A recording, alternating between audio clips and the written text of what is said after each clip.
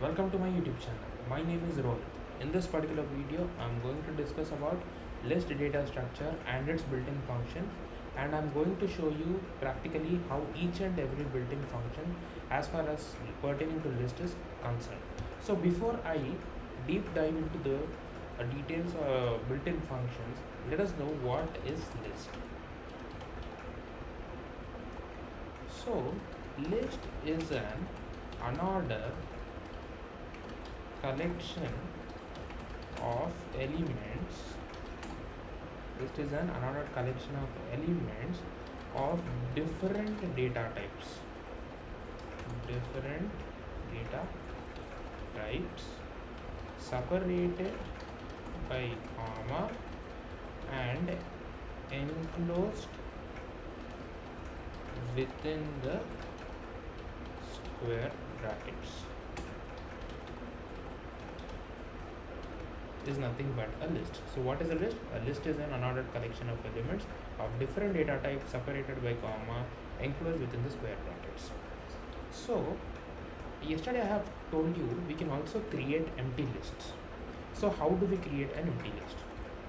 Creation of empty lists. This can be done in two ways. First, list 1, if you give list, it is not going to take because it is a keyword in Python. So either you can give L1, or if you want to use list, you can give it as list1 or LST. You can, it's your wish. You can also give your name. So L1 is my list. If you specify empty square brackets, this is nothing but you are creating an empty list. So when you look at the type of this particular L1, then it is going to return it as list. And the other way of creating an empty list is L1 is equals to list of. This is a built-in function which is used to create an empty list. So if I try to run this, and if I check the type of this L1, then still it is also going to return as list. So as according to the definition, I have told you that list is an unordered collection of elements of different data types. Why it is an unordered collection of elements? Why? Because we can first specify an integer, float, string, boolean, or integer, boolean, string. In any way we can basically specify the elements. So let us consider I am creating LST, a list wherein I am specifying various elements like 1, 2.5, my name Rohit in strings, comma 1, 2.5 Rohit, true a boolean value, and a complex number 5 plus 6i, comma, and one more boolean value known as false. Let us consider this is my list. So when I try to run, it is giving me an error. Why? Whenever you are specifying a complex number, you should give it as j, not I, because in normal mathematics we specify a complex number as a in the form of a plus ib, where a is the real part and b is the imaginary part. But whereas in Python it does not consider I as the imaginary part. So in order to give the imaginary part, you have to specify j. So that is how it works. So when I try to run this, it will execute successfully. So when I try to do this LST, then it is going to give me all the elements present inside the list. Now, so in order to access or in order to extract each and every element in the list, what we can do, we can basically try to do two things. If we want to extract only one element from a list, then in that case we use the concept of indexing. So what is indexing? Indexing, it is the technique which is used to extract one element from a list. is nothing but indexing. This is nothing but indexing. So how do you basically index? So as I've told you in my previous video, whenever we go from left hand side to the right hand side, Python follows zero based indexing. But when we go from right hand side to the left hand side, Python follows negative one based indexing. Why it is negative? If you imagine a coordinate axis, whenever you are going in the right direction, that is completely positive axis, and if at all if you go in complete left direction, that is completely a negative axis. So based on that, we can say that Python follows zero based indexing when going from left hand side to the right hand side, and one based indexing from right hand side to the left hand side. So if I want to extract the first element from the particular list LST, so in order to do that, as I'm going from left hand side to the right hand side, this is 0, this is 1, this is 2, this is 3, this is 4, and this is 5. These are the index values. So I have to specify the index value here. So as I want to extract the first element, I am specifying the index value as 0. Why? Because Python follows zero based indexing. List of 0 gives me the value of 1. For example, if I want to extract Rohit, then in that case what I will try to do is give the index value as 0 is in 1, 2.5 is in 0 is in 1, 2.5 is in 1, Rohit as in 2. So if I specify LST of 2, then it is going to give me my name, that is Rohit, in the form of string. So this is how indexing works.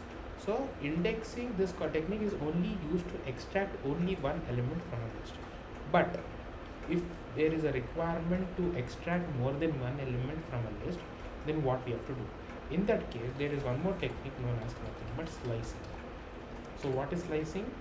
Slicing, it is the technique which is used to extract more than one element from a list, is nothing but slicing. This slicing operator is being given is denoted as like this. So within square brackets there is a comma. So this is nothing but slicing operator. So this slicing operator will take three arguments. One being the start value, second being the stop value, third being the step value. These are the three different parameters which the slice operator is going to take. So what does start value tells us? At what point or index should the slicing take place? What does stop tell? At what point or index should we stop slicing? What does the step value tell us? At by what value should we jump in order to extract the elements from a list? This is how it works. So in order to understand the step value, I will be taking an example, and which will using which we can understand easily. So now let us take this. Let us create another list, that is list 3, which is equals to our LST1, which is equals to 1, 2, 3, 4, 5, 6, 7, 8. This is the list which I have created. So now I want to extract the first three elements, that is 1, 2, and 3. So as I have told you previously, that whenever we are going from left hand side to the right hand side, it follows 0 based index. Whenever we go from right hand side to the left hand side, it follows 1 based index. And one more thing I forgot to specify here is if I want to extract that this false from this particular, you can do it in both the ways. One is by specifying the index when going from left hand side to the right hand side. That is LST of 0 is 1, 2 is 2.5, 3 is Rohit, 4 is true, 5 is 5 plus 6j, 0, 1, 2, 3, 4, and at 5th index false is present. So either you can use this, or what you can do is, instead of giving like this, if you give LST of -1. Why LST of -1? Because we are traveling from right hand side to the left hand side. As we are traveling towards the extreme left hand side, we can see that we are traveling towards the negative axis according to the coordinate axis. So we have to give minus, and whenever we are going from right hand side to the left hand side, in that case Python follows 1 based index. That is the reason I am giving as 1. If I give LST of -1, then also it is going to give it as false. So LST of -2 will become 5 plus 60, LST of -3 will become true, LST of -4 will become Rohit, and so on and so forth. If I want to extract here the first 3 elements, that is 1, 2 and 3, in that case I'll specify 0:3. So we'll be getting it out here. We are extracting only first 3 elements, but we are giving but the index value starting at 0, the second index value is 1, and the third index value is 2. But why are we specifying the stop value as 3? Why? Because there is a rule here. Whenever you are specifying the starting and the stopping index, the starting index is included and the stopping index is excluded. As in, whenever you specify the index value, for example, instead of 3, if you give 2, it will take only the first 2 values, that is 1 and 2. Why? Because this 2 will not be considered. So in order to consider this third element 3 also, in that case we have to specify an index extra, that is 0 to 3. So in that case it is going to take 0, 1 and 2. That is how it works. So 1, 2 and 3. For example, if I want to extract 4, 5, 6, 7 and 8, what I can do? Is I can either count 0, 1, 2, 3, 4, 5. It is starting at 5, 6, 7. It is ending at 7. So my start value should be at 5 and end value should be at 8. Why? Because ending index is exclusive. So it is going to consider the values from the 5th index to the 7th index, not the value at the 8th index, if it is there. So 5:8. So it is giving me false. So LST3 as in it is going false. So LST1 I have to give. So it is going to give me 6, 7 and 8. And apart from that, there is one more thing. For example, if I want all the elements starting from 0th index. So when I try to give this, so what it is going to do is, it is going to consider the value present at this particular starting index, and it is going to return all the elements present after the particular index. So it is going to give me all the values. If I do the same thing with the LST1, then it is also going to return all the elements present inside the list. For example, if I want the elements from the third index, then in that case what I'll do is LST1 3 colon. Then in that case it is going to extract from 3, that is 0, 1, 2. It is going to skip these 3 and it is going to start from here. Why? Because the starting index is present at third index. So from third it is going to give all. For example, if I want to skip this every alternate number present inside the list. For example, if I want only 1, 3, 5 and 7 instead of 2, 4, 6, 8. In that case, what I can do, LST1 of 0 colon 0 colon, so 0, 1, 2, 3, 4, 0, 1, 2, 3, 4, 5, 6, 7. So colon 8 colon 2. So whenever I specify a step value as 2, what it is going to do is, it is going to skip every alternate number. So it is going to print the value 1, it is going to skip 2, it is going to it is going to print 3, it is going to skip 4. So whenever I give the skip value as 2, it is going to skip every alternate number and it is going to print all other numbers. So it is going to print only 1, 3, 5 and 7. And for example, if I want to skip every two numbers in between, then in that case what I can do is LST1 of 0:8:3. So what it is going to do, it is going to skip every two numbers and it is going to give the rest of the numbers. So it is going to give me 1, it is going to skip 2 and 3, it is going to give 4, 5 skip 5 and 6 are skipped, it is going to 7, it is going to give 7. That's it. 1, 4, 7 will be the output for this particular line of code.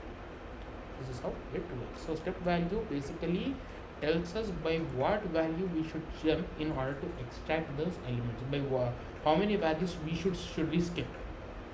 So apart from that, we can also iterate over this list. Why? Because this list data structure is known as an iterable. Iterable as in the object which can be iterated over. So for example, if I created, this is my list 1 where I'm having 1, 2, 3, 4, 5, 6, 7 and 8. These are the 8 values which I'm having. So for example, if I want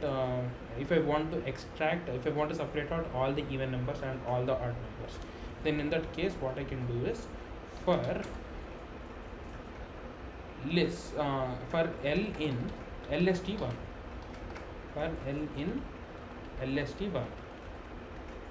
if so, in order to check whether a particular number is an even number or not, in that case what I'll do, I'll check whether that particular number is divisible by 2 or not. If it is divisible by 2, then only I'm going to consider that as even, else odd. So if L mod 2 double equal to 0, then print even, else print odd.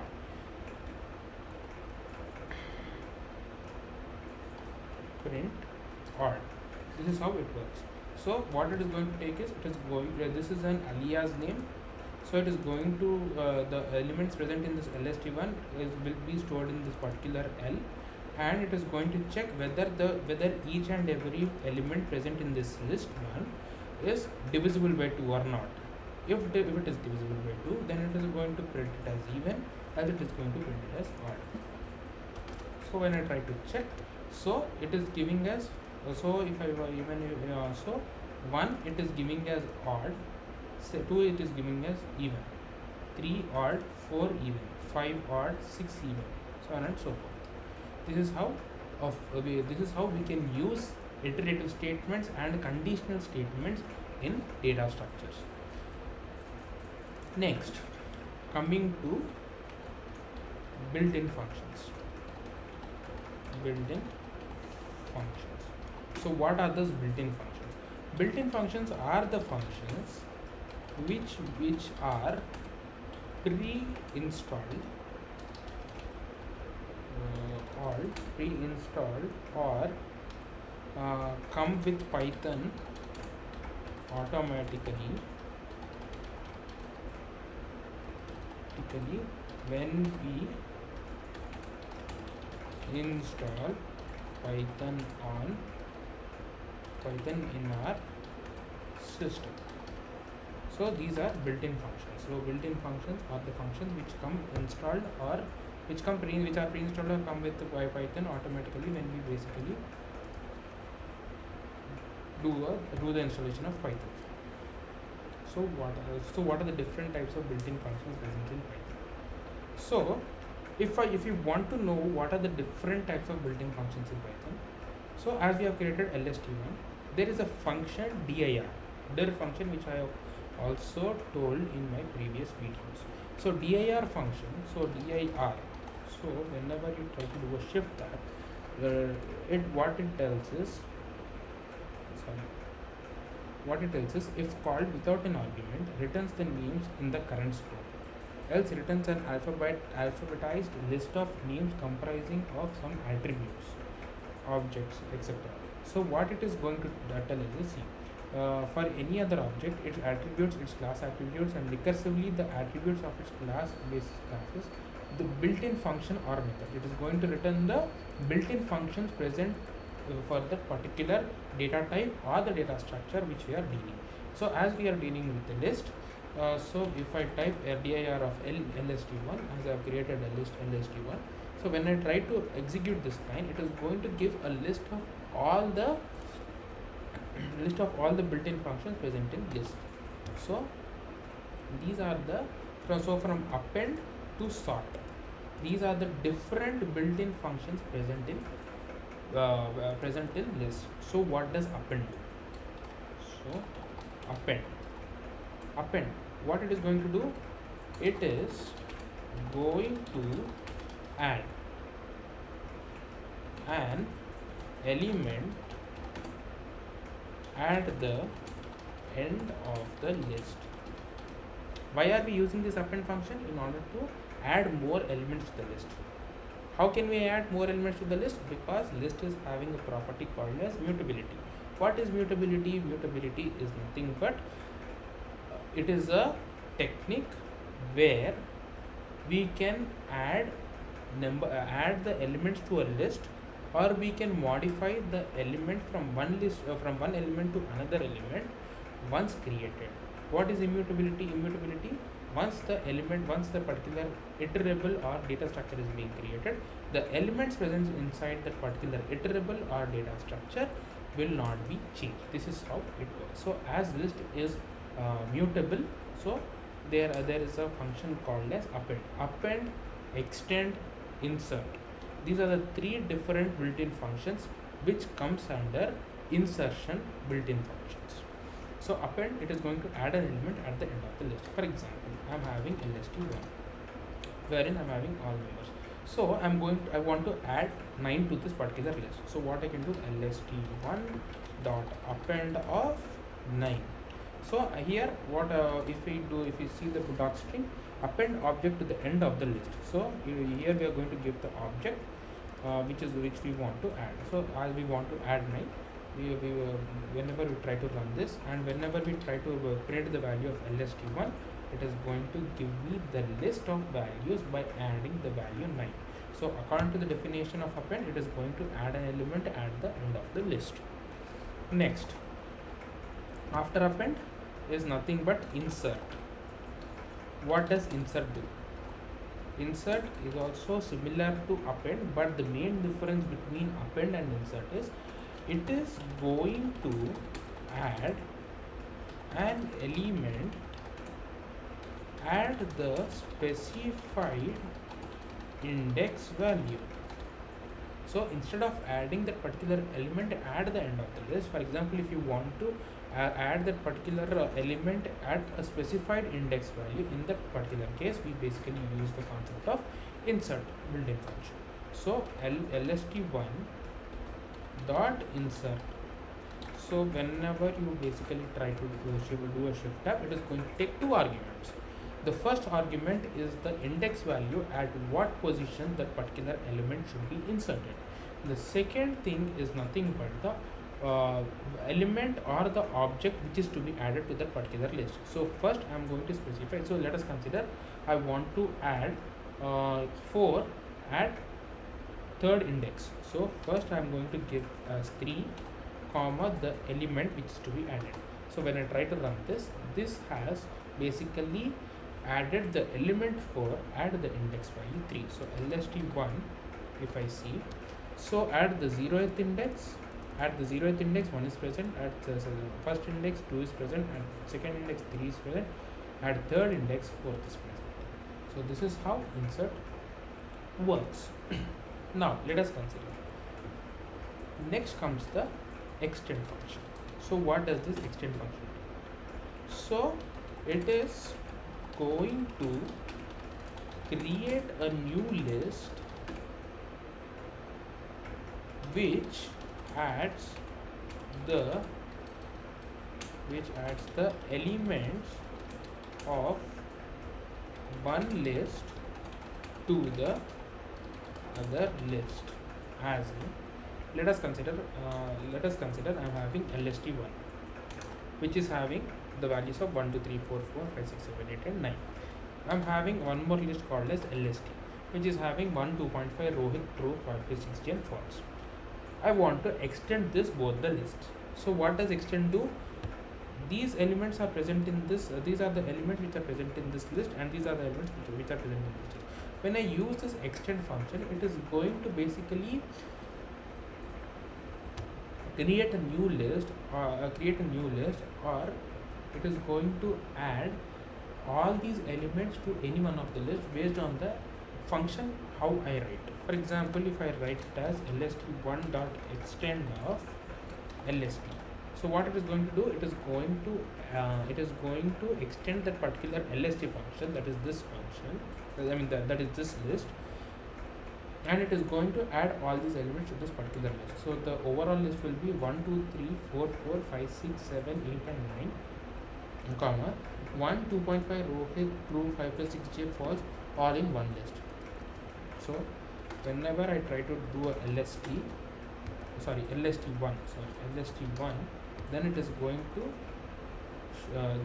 to be like this. So it has added all these elements to this particular list. This is how it works. For example, if we want to create a new list and then apply this particular extend function, then also we can do this. lst2 is equals to lst1 dot extend of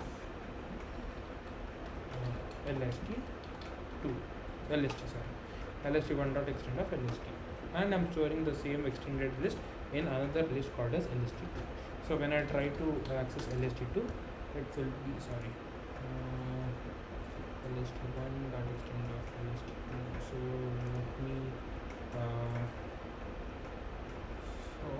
let me create two more lists. Let me create two more lists. So let us consider there is L1, which is 1 2 3 4 5 6.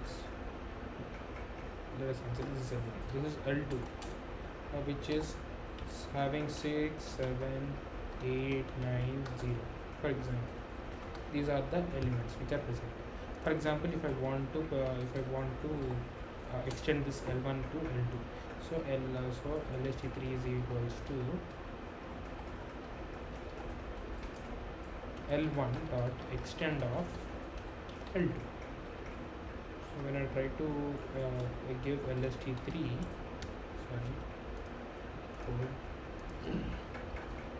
lst3, so in that case, I have to do a print of lst3.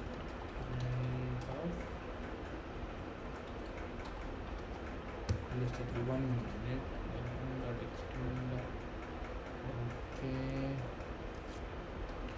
print of lst3, lst2, and let's give an object u equals to, so if I replace lst2 with a, so as far as this extend function is concerned, it is not going to store the extended list to another variable. That is the reason it is giving me a null type. So this is how extend function works. So extend function basically what it does is it basically extends both the list. So it is going to add the elements of L1 to L2. This is how it works. And apart from these are the different insertion built-in functions. Now coming to deletion. In deletion, there is the first built-in function is nothing but the pop function. So what is this pop function going to do? This pop function is basically what it does is, for example, if I want to remove this extra 4, then in that case, when I try to give that particular index value into the pop function, in that case what it is going to do is it is going to return the element which is being removed, which was removed. So it is going to return the element which is removed. So this is how pop works. So in pop also, so let's for example, if I am having L1, this is my L1. So L1 for example, if I want to remove 56, 0 1 2 3, 0 1 2 3 4. So at fourth index 56 is present. L1 dot pop of 56. So when I'm going to give the specific value, so what is going to do is okay, it is going to take the index value. So 0 1 2 3 0 1 2 3 fourth index, it is present at fourth index. So as I wanted to remove this 56 value, I have specified the index value here, and it is according to the definition, it is going to return the element which is being removed. So if I have a look at L1 now, the 56 will be removed, and I will be having elements like 1 2 3 4 6 7 8 9 0. This is what pop does. Next, coming to delete, del function. Del function is also similar to pop. What it does is it will remove, it will delete, sorry, it will delete the element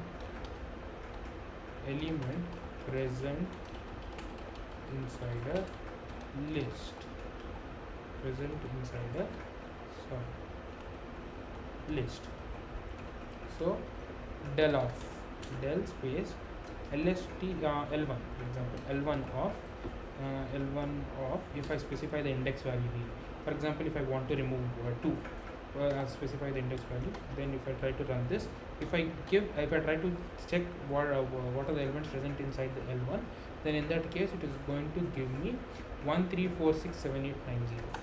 Why? Because I have removed the element which is present at the index value 1. This is how del operator or del function works. It is a del operator basically. Once after delete, there is one more nothing called as remove. Remove function. What it is also similar to delete. It is also going to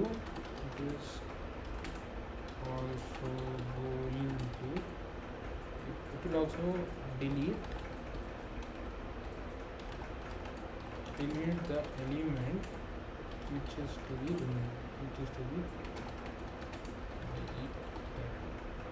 it is also going to delete the element which is to be deleted.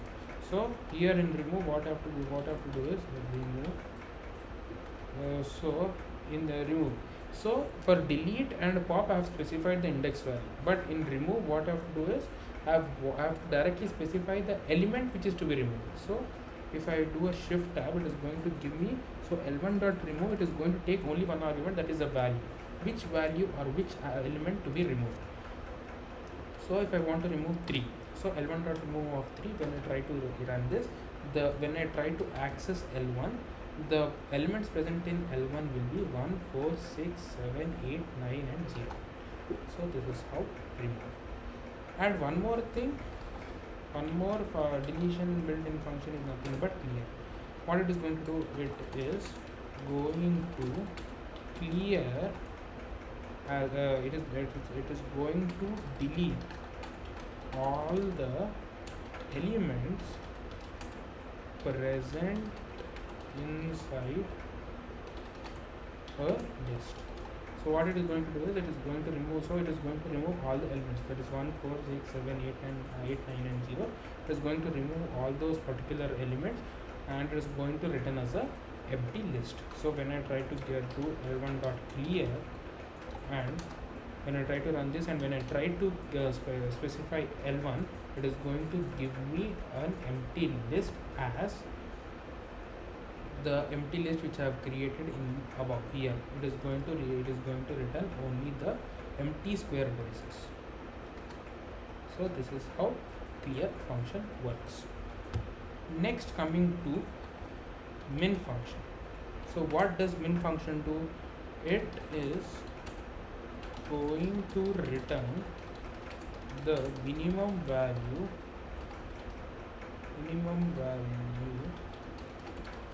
from a list.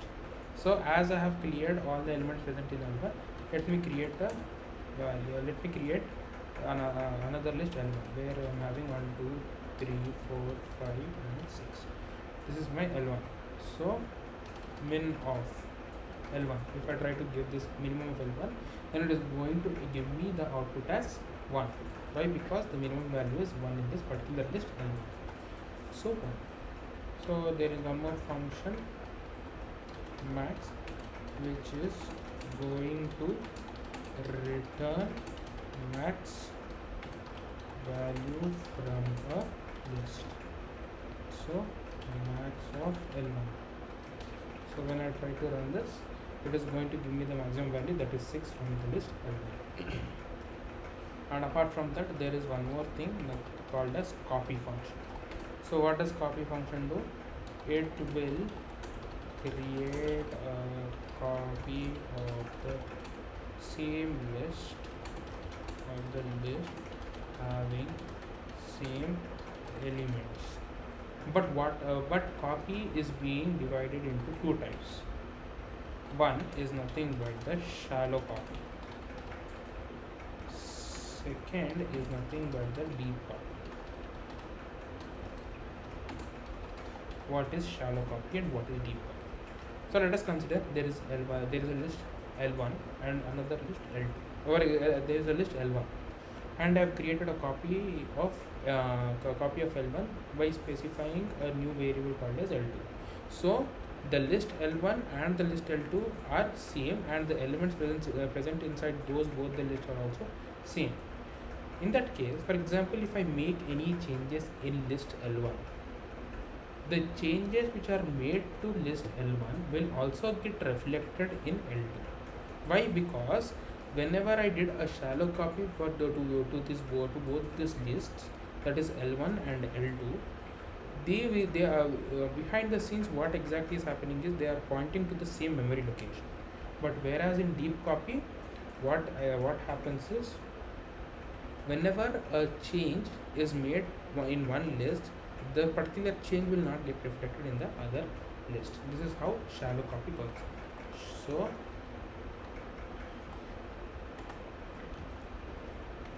changes made to one list will be reflected in other. Changes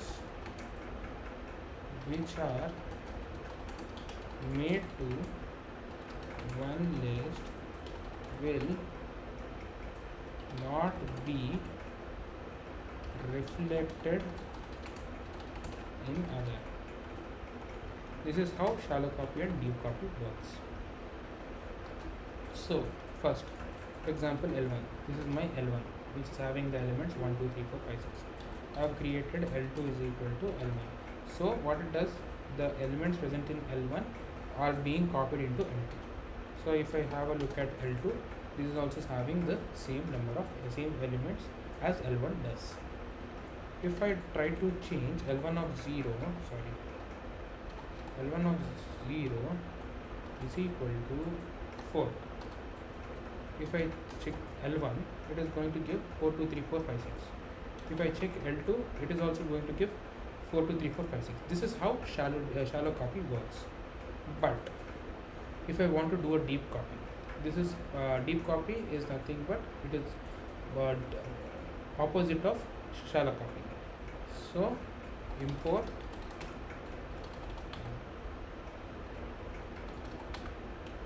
so this is L1. For example, if I created L3, this is one more list. L3 is equals to 5, 6, 7, 8, 9. These are my elements present in L3.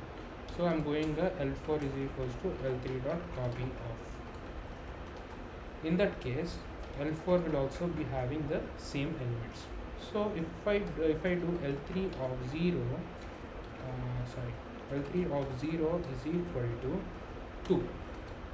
Then what will be L3 of 0? It will become 2 from 5. If I check L4 now, the same change will not get reflected. Why? Because I have done a deep copy. This is how shallow copy and deep copy works. Because in shallow copy, both the copied list and the original list will be pointing to the same memory location. But whereas in deep copy, the original list and the copied list will be pointing to different memory locations. That is the reason shallow copy, the changes made in the when we use the shallow copy, the changes made in the original list will also get reflected in the copied list. But whereas in deep copy, the changes made to the original list, the changes will not get reflected in the copied list. This is how copy function works. Next coming to sort. So what does sort function do? Sort function, it is going to sort function is going to sort the elements in ascending order. So let us consider I am creating a list L5, that is 1 2 3 4 5 not 1 2 3 4 5 sorry 7 5 44 25 98 54. For example, this is my L5. If I try to access L5, this will be L5. L5 dot sort. If I use sort function, then as this is a function, I have to specify parentheses. So whenever I do, whenever I try to access this L5, in that case, what it is going to do is it is going to arrange all these elements present in L5 in ascending order. That is what it is going to do is it is going to give 5 as first element, 7 as second element, 44 as third element, 54 as fourth element, 5, 7, 25, 44, 54 and 98. This is how it is going to give. So 5, 7, 25, 44, 54 and 98. This is so sort function is basically going to sort the elements present in the particular list in a ascending order. This is how sort function works. These are the different built-in functions present in Python, present in list data structure, and I am going to also come up with videos for the other data structures like tuples, dictionaries, and this particular notebook will be uploaded to my GitHub, and the same link to this notebook will be given in the description of this particular video. Thank you for watching this video. Please do subscribe to the channel if you are not subscribed, and hit the bell icon for more notifications and videos. Stay safe, keep learning and keep growing. Bye. And one more information is that if I miss any functions in this list, if I miss any built-in functions in this particular list data structure, I am going to explain that by making another video. Thank you.